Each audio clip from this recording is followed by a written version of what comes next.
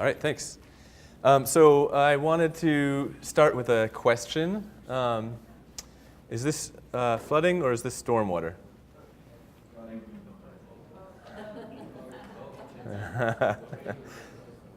Good, good. Okay, that's perfect. I was hoping that was the kind of answer, but sort of like a bunch of mumbling about how it's one or the other or both.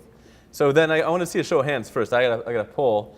How many of you in your work are influenced or affected by river flooding versus sort of uniquely focused on stormwater issues? Okay. Yeah. How many of you are affected by river flooding in your work? Creek? Yeah, creeks. We can call it creeks. Yeah, there we go. It's a little different on creeks, but yeah. Okay, good. So I'm not completely out to lunch. That's good. So I work at the Climate Impacts Group at UW, and our reason for being is basically the not surprising fact that scientists often do things that are interesting, but don't always do things that are useful. And so our sort of reason for existing is that there is probably a lot that's useful within climate science, and it might be worthwhile to figure out how to make it useful, right? And so a lot of my work and our group has been focusing on climate change and flooding, and historically our group has done a lot with climate change and river flooding. That's why I was asking about it. I'll show you some examples of some of that work. But one of the things we've just started to do in the last couple of years is start to think about, well, we ought to think about stormwater in addition to flooding. That's probably important as well, especially when you consider the long lifetime of a lot of the infrastructure we're talking about. It's going to be around into times when climate change becomes important. So that means that I learned what NPDES meant 2 years ago. So I'm pretty new to this, right? So I'm going to sort of focus on what I know from the science and some examples of what we started to look at. It's really kind of an initial taste into how climate change may be affecting stormwater and some of the things we're starting to think about. But I may be going down the wrong track. I may be missing really important things. I'm hoping you all can let me know. And so feel free to interrupt me as we go. I'm happy to have this be more discussion-based than just me talking the whole time. That's usually better for everyone. And then I'll leave plenty of time for questions at the end too as well. All right, so I want to start by reviewing what are the sort of big picture, the main drivers of how we think of climate change affecting both flooding and stormwater. So let me make sure I press the right button. Okay.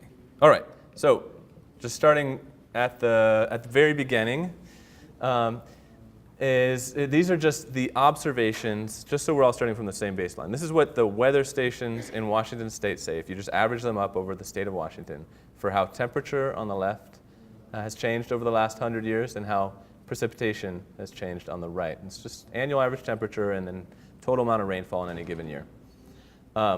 So what you can see is two main things. This is the main reason I want to show this is 2 points. One, there's a lot of wiggles, right? Everybody here probably knows that very well, especially in stormwater. We get a lot of ups and downs. Some years are wetter, some years are drier, some years are hotter, some years are cooler, right? Second thing, of course, is that there is a trend. You can kind of squint your eye and see the trend, and the line we drew for temperature, that's statistically significant. It's robust. You can look at it basically any way you want, and it's happening. It's about 1.5 degrees Fahrenheit for the last 100 years. You cannot squint your eye or run the statistics any way you want and get the same thing for precipitation. There's basically no long-term trend for total annual precipitation. All right, and I'm going to get to the more interesting for stormwater kinds of precipitation rather than just total annual, but that's where we're starting. All right, so that's what the observations show. Here's what the models show. So the gray part is historical, starting in 1950. What the models are simulating the past, and then the colored lines are the models, those same models simulating the future. And there's a wide range around them because different models say different things. But they all show continued warming for the next 100 years. And they show basically on precipitation the same thing we saw in the observations, which is there might be some trend, but it's certainly not statistically significant, and it's much smaller than our year-to-year wiggles. Thank you. Yeah, I'm quite a bit shorter than the last person, apparently. So same thing as in the observations. The precipitation is essentially not changing on an annual basis. Remember that I'm talking about annual basis. We'll get to the extremes in a moment. But the temperature is, and just to highlight how much temperature is changing, here's 2015. 2015 all of you who are here know, was way out of the ballpark in terms of the norm. It was, for the annual average, it was 4 degrees Fahrenheit above normal, which is crazy. All the weather nuts that I work with at university were losing it. And precipitation, it was pretty normal. It was just a little bit dry. That actually made for worse impacts overall. But the main impact was temperature. So it was way out of the norm, right? That was sort of, people think of it as like a 1,000-year event or something like that.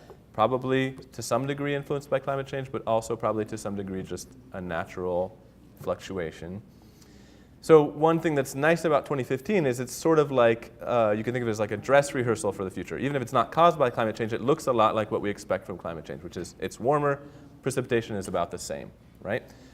So that horizontal line is showing you where 2015 was, and you just look at where it intersects those model projections in temperature. That's about when you'd expect the year 2015 to be the new normal, when you'd expect the average year to look like 2015. So we're talking middle of the century, that being just typical conditions. So for temperature, we're really talking about dramatic, completely outside of the realm of what we've seen in the past kind of situation. Okay, so I like to start with temperature and precipitation. That's kind of the boring part, right? It's not really quite getting to what you need to know in terms of stormwater. So now I'm going to walk through the sort of main drivers for flooding and stormwater impacts. All right, so first one is sea level rise. The models, there's a range of what we expect in the future. We've seen about 8 inches in the last 100 years of sea level rise, and we're expecting anywhere from about 1 foot to over 4 feet by the end of the century. In the middle of that range is about 2 feet. So this is, if some of you are familiar with Alki Beach in Seattle, that's Alki Beach on a nice summer day. This is low tide, not high tide, but you can kind of see the high tide line about halfway up the stairs. So compare that to this picture, which is mostly at the same angle. Let's see, I think I can go back here. So that's a 2-foot surge. That's not sea level rise, right? We didn't go into the future for this picture. It's a 2-foot surge event. So you can sort of think of what a 2-foot surge looks like today as what the average high tide would look like in 2100, right? So this is your average high tide in 2100 compared to that line halfway up the stairs today. So that's what that looks like. You can think of, obviously, maybe more impactful situations other than a walkway, like stormwater outfalls and wastewater treatment centers and so forth, right? That's what that looks like. And then, of course, if there was 2 feet of surge on top of that high tide in 2100, it would be another 2 feet on top of that, right? Okay, and then I should mention, the research at this point does not indicate that storm surge or waves in and of themselves are going to get worse, but that they're just going to be higher in impact because they're on a higher base level of sea level, okay? All right, so there's 4 main drivers. Sea level is the first one. Another one is snowpack. This is more important for flooding than for stormwater, except for in terms of rain on snow events. But we live in a part of the country where we just have a lot of snowpack that's near the freezing point. So as it gets warmer, we get a lot less snow in our mountains. I think a lot of you have probably read the news articles in 2015. You read a lot about this. Snow basically acts like a reservoir. It holds back our water when we don't want it, and it gives it to us when we do. We live in, actually, this is a kind of an interesting fact about our region. It's considered a Mediterranean climate, even though you wouldn't think of Seattle as being Mediterranean. It's because we don't get any rain in summer, or we don't get much. We get something like a quarter of our rain in the 6 months around summer. So we rely on the snowpack to hold our water for us in that season, and of course it also holds back the floodwaters in winter. So as we get rid of it, we're losing that function. We're basically losing that reservoir, so we're going to get flashier streams in winter, and we're going to get drier, warmer, and probably lower water quality in general in our streams in summer. So this isn't as important if you're not living downstream of a mountain. It's only an impact when you're downstream of a river that has snowpack in it. What matters if you are anywhere in the region is that, and this is a pretty new thing from the research, is that the intensity of heavy rain events is projected to increase. So I showed you all that, those observations, those models suggesting that annual precipitation is not changing going into the future. That's not the case for the extremes. And this is kind of a new realization from the science. For a long time, the way that we talked about climate change impacts on water in our region was kind of like it's all about temperature and you can ignore precipitation. And that's basically because we were not looking at the extremes. We didn't have good methods for looking at extreme precipitation. Now we do. And now that we have, we've realized that that's actually another factor. So the old paradigm used to be worry about climate change if you're downstream of snow. Don't otherwise. And so that meant that a lot of the urban areas, you're okay, right? Seattle's not downstream of any major snow areas. Some of the other areas are alongside big rivers, but by and large, the urban areas, mostly it's local drainages. The sort of new realization is that actually, no, you have to be careful about that in those regions because these rain events are getting more intense. So I've just got one statistic here. I wanted to make sure I mentioned the fine print because most audiences I can just throw up 22% and nobody asks any questions. But most of the time when I'm talking to stormwater folks, they're asked, well, what duration and so forth are you asking about? So this is daily rainfall totals. It's the top 1% annual events. It's just a simple first look at it. There's other ways you could look at that, of course, and we're starting to do that. I'll show you a few examples. Okay, so sea level, snow, heavy rains. And then the other one that I want to mention as a big driver is sediment and potentially landslides. This one there's not a lot of research on. There aren't a lot of numbers, so it's just sort of general expectations at this point. And so we don't really know exactly what to expect, but we do know that if there's less snowpack and there's receding glaciers and there's heavier rain events, you're going to have more saturated soil conditions. You're going to have higher river flows. You're going to have a lot of the things that promote erosion, landslides, and sort of the resulting transport of sediment downstream, right? So this is probably the least fleshed out of them, but it's a general expectation. And then I should also mention, that's the fourth one, sea level rise, snow, heavy rains, and sediment. But there's other factors that I'm not touching on here that could affect water quality and stormwater as well. So forest fire risk could change in the future, especially east of the mountains, and so forth. Okay, so those are the main climate drivers. I wanted to just take a moment and see if there were any questions about that before I go on to the next part. Yeah? You mentioned 22% more intense. Yes. I think the total volume in the area will increase on an annual basis? No, so those earlier slides that I was showing that show that precipitation on an annual basis is not changing in general. I mean, you can kind of see a small trend, but the trend is something like 4% over the course of the century. You know, maybe not 4, maybe 3 or something, but some small number. And the year-to-year variation in total precipitation volume in a year is like 15%. So you can't really tell the difference at that point. Yeah. So basically, the extremes are not changing at a different rate than the average is changing. Yeah. Yeah. The models, the slides that you showed earlier, is that based on regional, global? Yeah, good question. Those are global climate models that we're using, and that's because we're just looking at regional averages there. And so, wow, there's a lot we could talk about in there, but in general, we think that they're better at capturing changes in temperature than they're capturing changes in precipitation. If you average them over large areas, we're more confident in what they're doing, so that's why I showed what they'd show there. Yeah, it's a good question, yeah. All right, okay, so those were the main climate drivers. So we expect, so basically the sort of take home is that there's, in case of river flooding especially, where you got snowpack in addition to the other factors, there's basically 4 factors that all are expected to make climate change, make flood risk worse in the future. Stormwater, there's potentially not snowpack, but the other 3 at least, right? So in a way to illustrate that is this kind of schematic. You know, if you just sort of think about your typical watershed, mountains upstream and the delta to the downstream, you've kind of got this convergence of factors. And I think it's particularly useful to think about in terms of sediment. So we have this expectation that there's going to be more sediment coming downstream, higher river flows, more erosion, wetter winters. At the same time as you have sea level rise coming downstream, so there's going to be a backwater effect most likely. It's going to slow down flows and mean that you're probably depositing extra sediment. You're getting more sediment coming in and you're having less coming out at the bottom end. So there's going to be an issue in those coastal floodplains most likely. Okay, but that's flooding, and I'm going to stick to flooding a little bit more, and then I'm going to go to stormwater. Did you have a question? I just was curious if what you're saying will also impact Eastern Washington.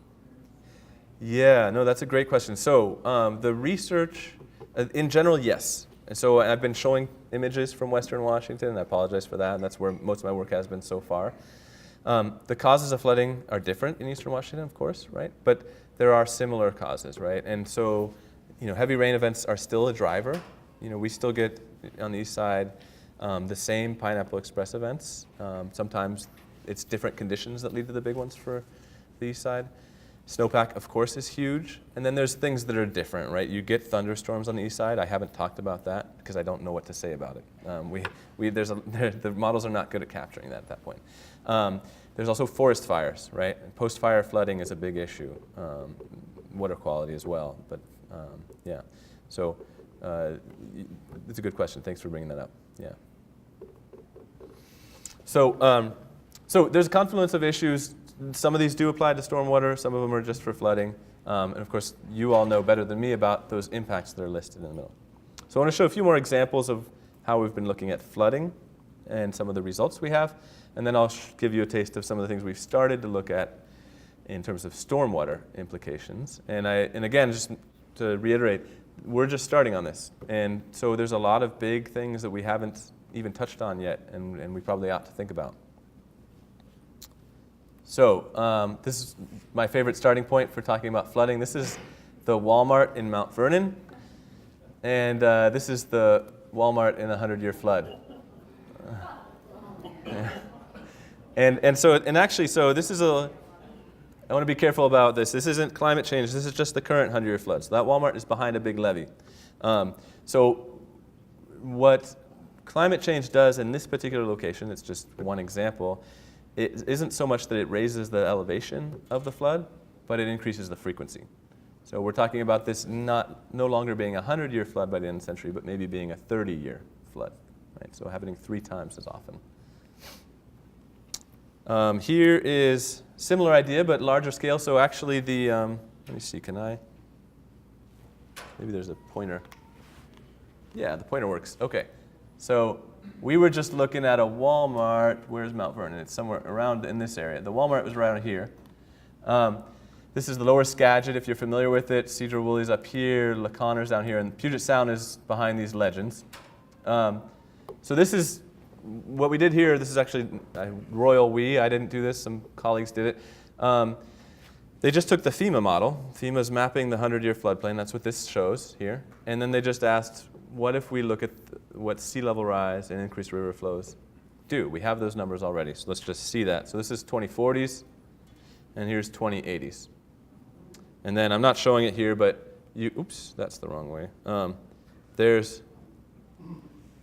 There's actually some FEMA scenarios about whether or not levees fail, and you can look at those implications. This is all online, so you can kind of scroll on and zoom into place. And actually, one of my coworkers has a friend who decided not to buy a property because of this map.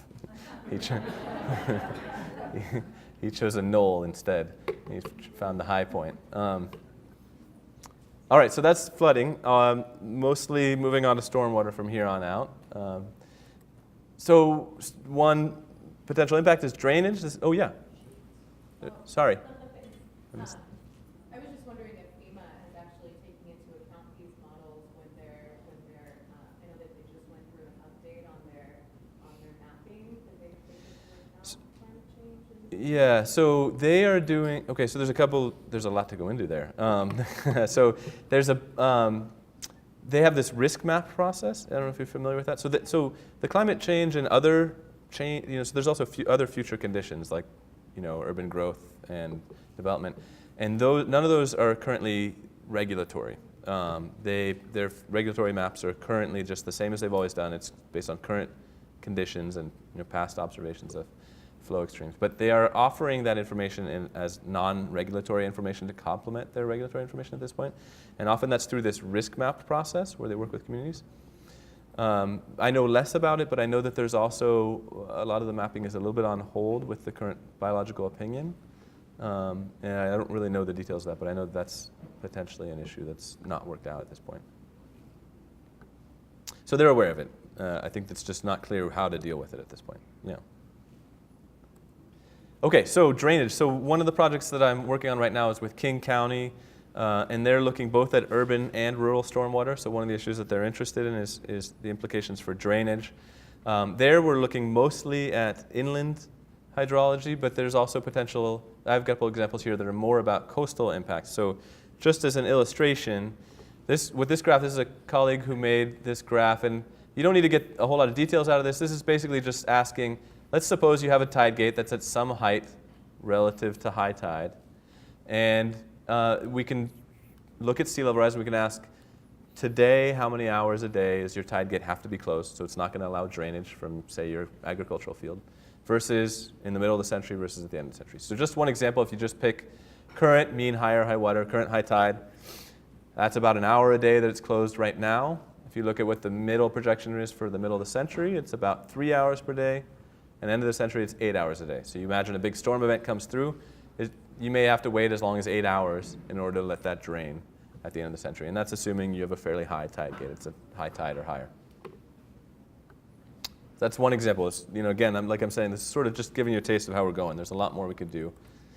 Another example is thinking about groundwater. So those same fields are going to be influenced potentially by saltwater intrusion and just elevation of the groundwater, even if it's freshwater, due to just the higher sea level. So this is just showing another illustrative example. This is still in the lower Skagit. We'll get out of the Skagit, I promise.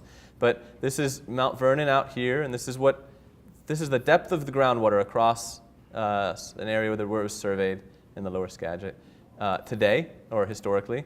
And if you assume 3 feet of sea level rise. And these red areas are actually places where you have groundwater ponding. These are agricultural fields, so it's a real problem if you have shallow groundwater, and even more of a problem if it's ponding, right? So you're talking about really changing the utility of these fields and the potential viability for ag. Another thing that we've started to look at is culverts. I think probably a lot of you are familiar with this court case that came out recently about fish passage. Typical design lifetime for a culvert is 50-ish years. So that means that it's going to be, they're going to be around through a time when climate change becomes important. So, you want to be using, the most cost-effective thing to do is probably not to replace it 30 years from now, and instead to design it so that it lasts 50 years. So how big are you going to need to make it? We've done some initial work on that. We're going to be doing more. Here's just sort of, oh man, the colors are horrendous on this, but you actually don't need to get them in general. What we've done is we've looked across our region at a sort of basic data set that gives us what changes in runoff would be across the state, and just asked, how big would your culvert have to be in the future versus how big it was in the past? Does it need to be 20% bigger based on current design guidelines that DFW puts out, or is it good as is, or is it more than that? So we've started to get numbers on that.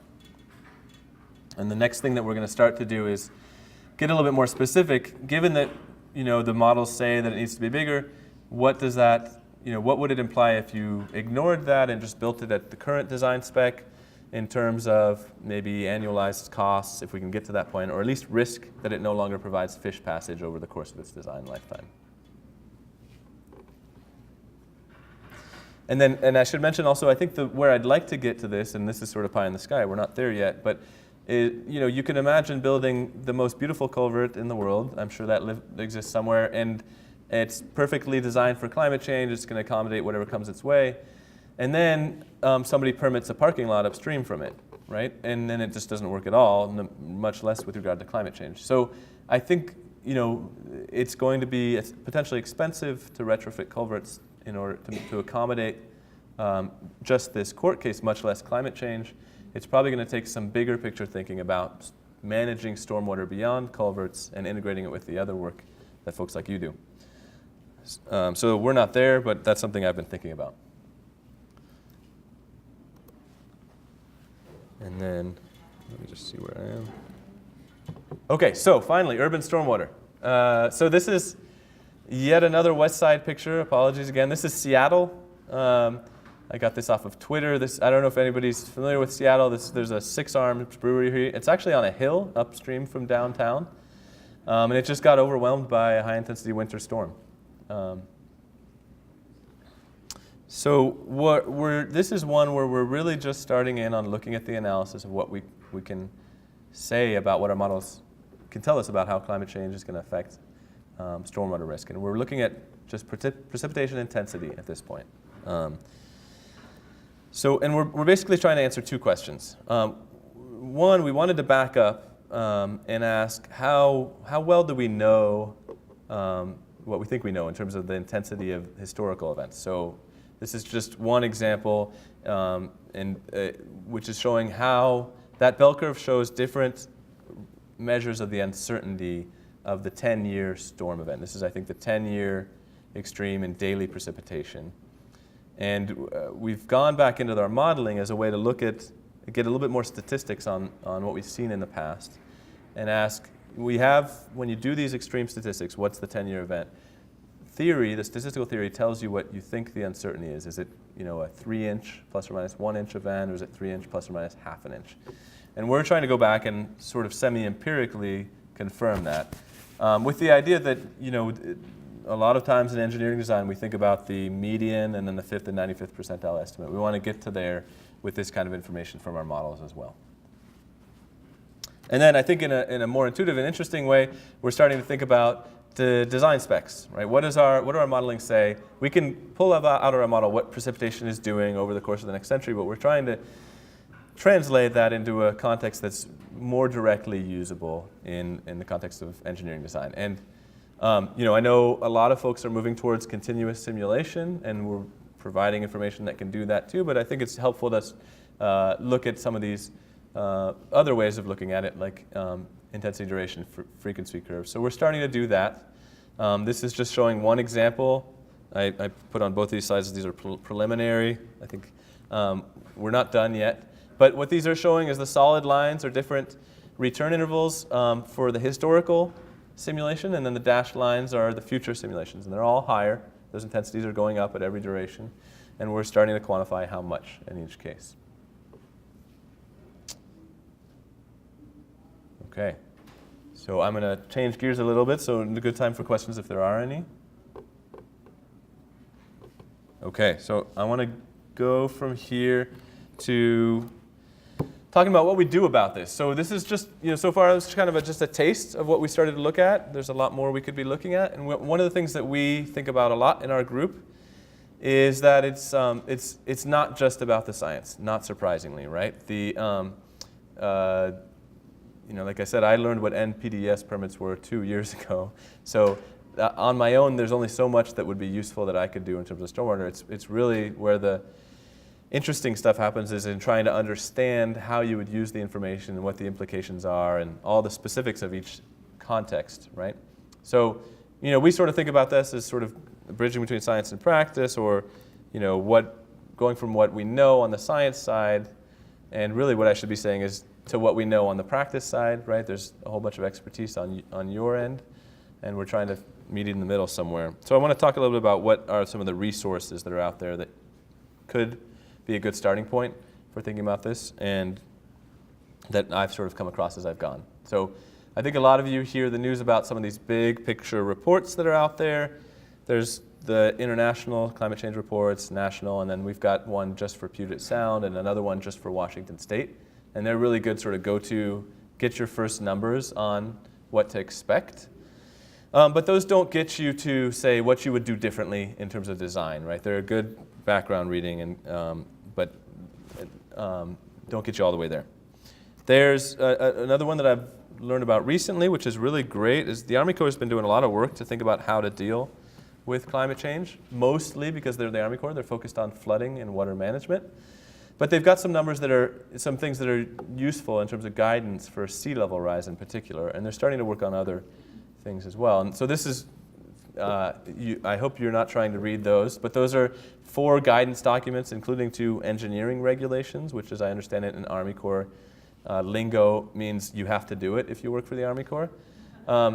And they're for dealing with sea level rise, and they've got sea level rise projections. You can go to their website. I just went and pulled up what they would say for Seattle, and the guidance is really nice. It says, it says, think about what you're designing for. Do you need to be designing for the worst case scenario? Can you design for the middle scenario? Can you change up what you're doing 5 years from now? So just take the most optimistic one for now and hope that it's right. And then and then how do you need to incorporate it into your design or your planning or your modeling? They've got guidance really step by step on how to do that, as well as case studies for how others have done it. So that's a really good, I think, resource to know about. Another 2 resources I want to mention are the ones that came out from the, let's see, is it the Office of Science, Technology, and Policy in the White House? I can't remember. Prior to the election, not surprisingly, but they are still up. They're still there, so I'm optimistic. And there's 2 really good resources. So this one is basically a clearinghouse for data and information, some tools on climate change. So anything, well, not anything, but a lot of things that have been produced on climate change is up in here, up there, and fairly user-friendly to navigate. It's pretty high level, but it's a good place to start, I think. And then my personal favorite is this website, which is a complementary one. They sort of realized that it doesn't really, it isn't an if you build it, they will come when it comes to data kind of situation. You really need to provide a lot of information about how you'd use the information and put it into context, interpret it, and so forth. And that's really what this site does. It's the Climate Resilience Toolkit. And they have, again, guidance sort of step by step, what you might be doing, what kind of considerations you might be thinking about, and a whole bunch of case studies for folks who've already done that from around the country. Okay, so that's all I got. I'm going to stop there, and I'm happy to take any questions.